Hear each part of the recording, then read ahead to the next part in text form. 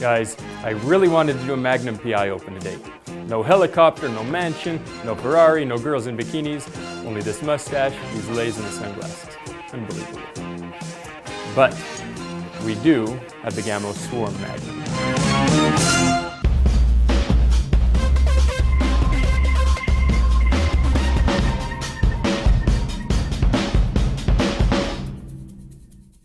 Today we're going to look at the Gamo Swarm Magnum. This gun comes in .22 caliber. It's the big brother to the Gamo Swarm Maxim, which we saw last year and which we really liked.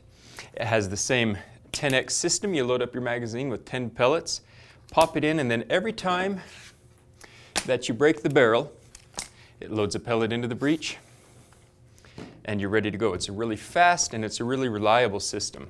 Now, the first time I tried one of the Swarm Magnums, I lubed some of the pellets and they seemed to slide around in the magazine with the recoil and they would jam. I didn't do that on this gun and I haven't had a single problem with them feeding. So I don't recommend using lubed pellets in this gun. At least that was my experience. Now, the gun's 49.2 inches long, so it's a long gun, but it's really light. It weighs 6.8 pounds. It comes with a 3-9x40 scope, but it's not, doesn't have an adjustable objective, which means the parallax is fixed. So at 25 yards, it's parallax free, but if you're shooting closer to that, then you're going to have problems, and if you're shooting farther than that, you're going to have problems too. You can minimize those problems by holding the gun in exactly the same spot every time. So if you're lined up perfectly with the scope, you know, your cheek and everything's just lined up perfectly, you can minimize the parallax problems. But frankly, you're going to want to do what we did and just upgrade the scope as soon as you can. It'll get you shooting, but you're going to enjoy the gun a lot more. What we put on here was a Hawk Air Max 4-12 by 40.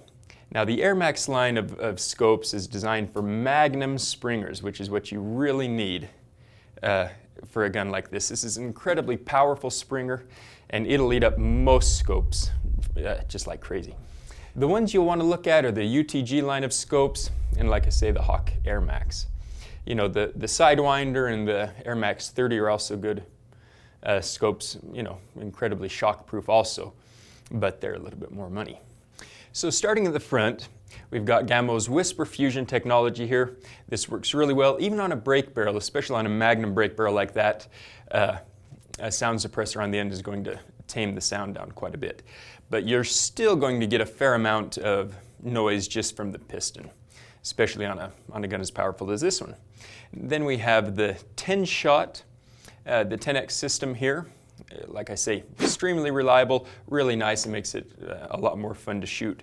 Now, you'll notice that you've got a longer tube here than you do on the Gamo Swarm Maxim, so your scope choices aren't as limited.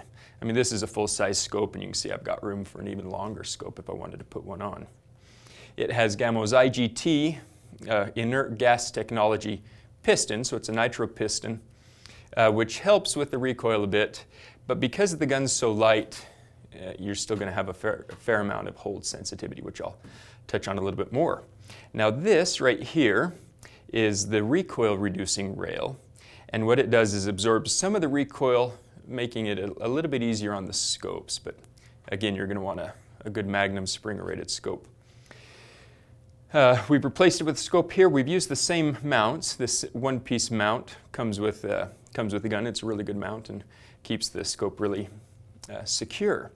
Now, it comes here with a manual safety, which is really nice, especially with a repeater like this. You can fire off really quickly without having to worry about the safety coming on every time. It has Gamo's custom action trigger, CAT trigger, which is adjustable independently for the first and second stage. It's still going to have kind of a long, not very crisp second stage unless you do some aftermarket modifications, which are pretty easy there. You've got a really nice synthetic stock that really does just feel great.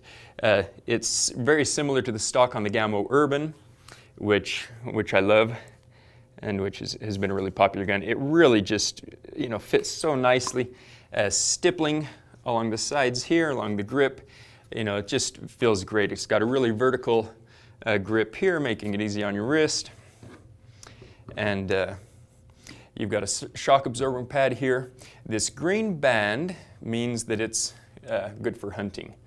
So if it had a red band, you'd know it's only for target shooting. And that's the basics of the gun. Let's take this gun out to the range. We're going to test accuracy. We'll run it over the chronograph so we can get foot-pounds of energy and velocity. We'll do a trigger test, and we'll do some sound testing. We'll give you the whole rundown on the gun. We're going to send 10 rounds over the chronograph, and we're going to test the velocity, power, and consistency. We're going to do the Barracuda Match, which are a 21.14 grain pellet. So it's a really heavy pellet. So keep that in mind when you see these numbers.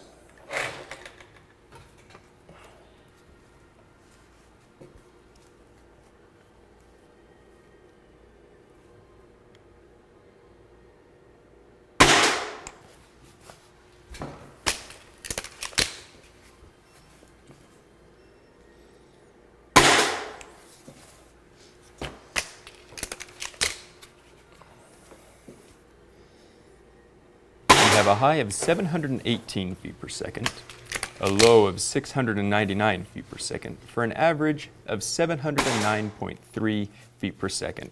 That gives us a standard deviation of 6 feet per second and a muzzle energy, an average muzzle energy of 23.6 foot-pounds of energy. Now keep two things in mind. First, we're at 5,000 feet elevation here, so we're getting about 15% lower feet per second, lower energy, then you'll be getting closer to sea level. The other thing is that these are extremely heavy pellets. These are 21.14 grain pellets. You know, standard 14 grain, 16 grain pellets are going to go a lot faster. Lead-free pellets in the 9 grain range are going to be getting up to 1,300 feet per second. So this is an extremely powerful gun. It's fairly consistent, and got a pretty good shot string here. And that's 10. The Game Swarm Magnum comes with Gamo's custom action trigger, their CAT trigger, which is adjustable for both first and second stage travel. It comes, I'll show you right here. You've got this, where is it? Yeah, this screw right back here is the one that adjusts the second stage. And it comes almost all the way screwed in. So you can't really take out a lot of the second stage travel here unless you replace that screw. I'll try and give you an idea, because it's a really smooth trigger, but there's a lot of, see, here's the first stage, and then you kind of pull and you keep going, and what I'm saying is it doesn't break really crisply. You just kind of work it out of there. I did adjust it. I screwed that screw in all the way, so it's a little bit better than it was. But again, to get it, I think, to get it to be a really good trigger, you have to replace that screw with a slightly longer one. But let's go ahead and test it and see what the weight of the pull is.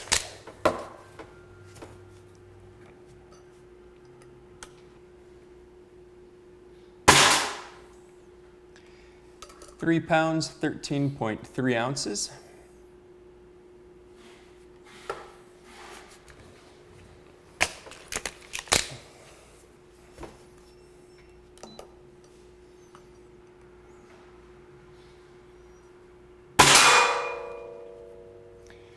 Three pounds, 14.7 ounces.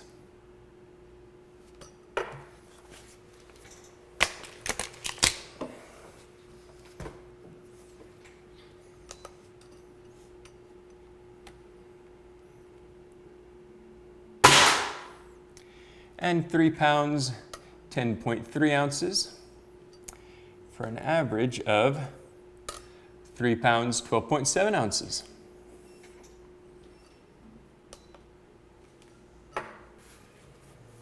On our sound meter testing, we got a high of 95.4 decibels, which puts this gun on the very high end, on the very extreme edge of backyard friendliness. I've got the 10-shot magazine filled up with the H&N Barracuda Hunter Extreme. And we're going to do a 10-shot group and see how it does. I'm shooting rested off of the bag because I found that to be more accurate than any of the many variations of the artillery hold that I've tried. So.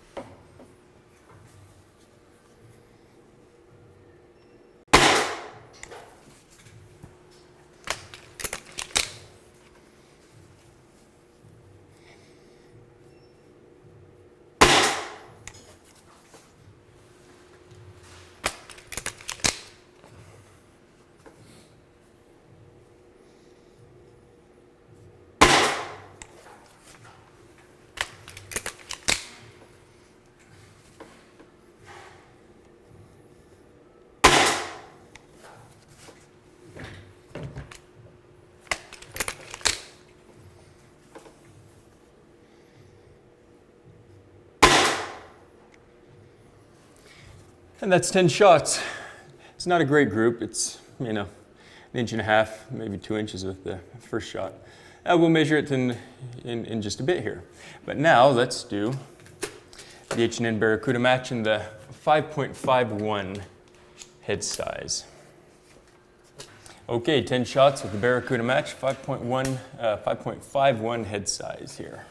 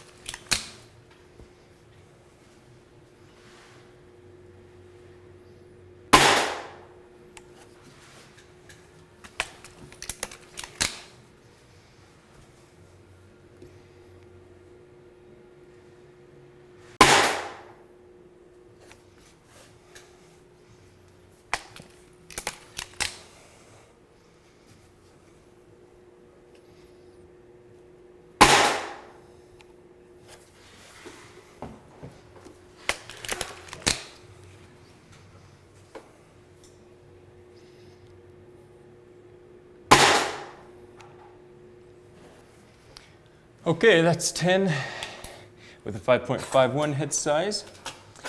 Now I'm going to try the 5.53 head size.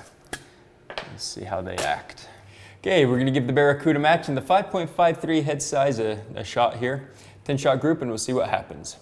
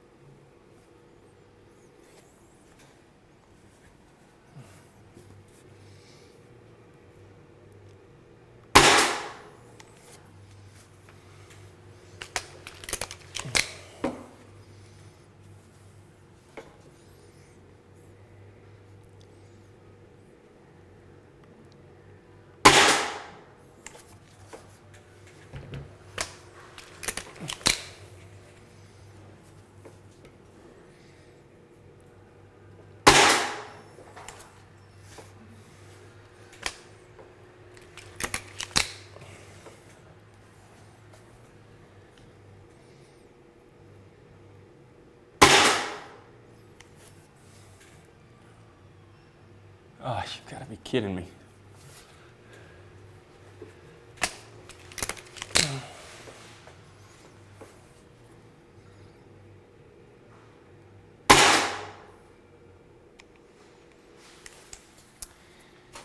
Okay, and that's 10 shots.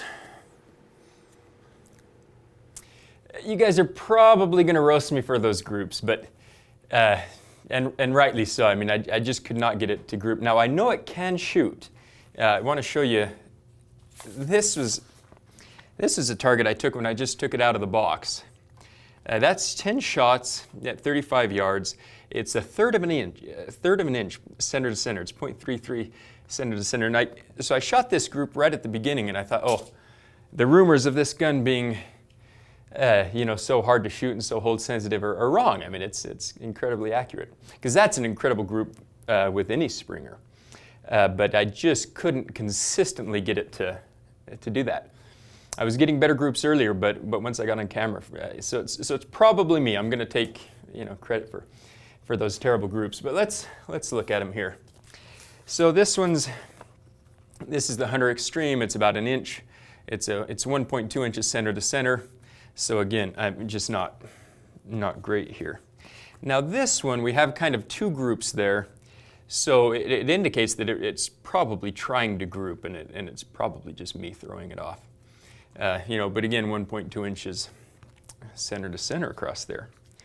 Now this one, this one really ticked me off, because when I do this, I don't like to shoot out my aim point. So what I was doing was putting that second mil dot right here, and that was putting my point of impact right about there. But after 5 shots, I started putting the first mil dot there. I just got mixed up there and brought it over here. And then once I realized what I was doing, I just shot the rest off. So this group should have looked a lot better. And then when we did the chronograph testing, I shot another group, not really caring about it, and that was actually one of the better groups. I had a few come up here, but 7 of them went right there, and in a group that my finger can cover. So that was pretty decent. So what I'm saying here is this gun is capable of good groups, but it's really hold sensitive, and you're going to have to do your part. You're going to have to get to know it, and it's primarily a hunting rifle. I say that because it's really heavy. You've got a lot of, it takes a lot to cock this. And so it's not a gun for just sitting down at the range and shooting all afternoon. It'll get you tired. And if you're not a fairly strong person, you're going to have a hard time cocking this to begin with. So you want to make sure that you can put 10 shots into an inch at however far a distance you're shooting at, or 3/4 of an inch, before you do that. Now let's go ahead and I'll show you how hard it is to cock, because it is a stout gun here. So I've got a bathroom scale over here, and we'll put it on here, and we're just going to push down and see our maximum reading here.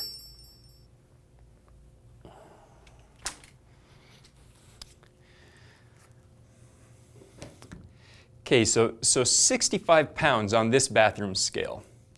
Now, bathroom scales can vary a little bit, but to put this into perspective, the Diana 350 Magnum is about 50 pounds to cock, and the Hatsan 125 is 60 pounds. So this is harder to cock than either of those guns, just to put it in perspective. So it puts out a ton of power, as we've seen too. It's an incredibly powerful gun, but so great for small game if as long as you're dialed in. But don't expect this to be just an everyday backyard plinker. So to sum up, the Gamo Swarm Magnum gives you a lot of gun. The 10-shot repeating mechanism is just remarkable. It's, in my opinion, the best repeating break barrel mechanism on the market. It's fast, it's easy, and it's really reliable. The gun's in the $300 ballpark. Because of the hold sensitivity, I don't recommend this as a first gun for the new air gunner. I think that somebody who's familiar with Springers, who knows what goes into learning a gun and getting proficient in it, if you're that kind of a shooter, then this can be a great gun for you. But you're going to have to get to know it. I hope you enjoyed this video. I really appreciate you watching it. Like, subscribe, share it with your friends. If you have any questions or comments, put them in the section below. We'll stay there for a few days to try and answer them. But seriously, 2 weeks with this stupid mustache, no underwater fight scenes, no scuba diving, no girls in bikinis. But anyhow, thanks for watching.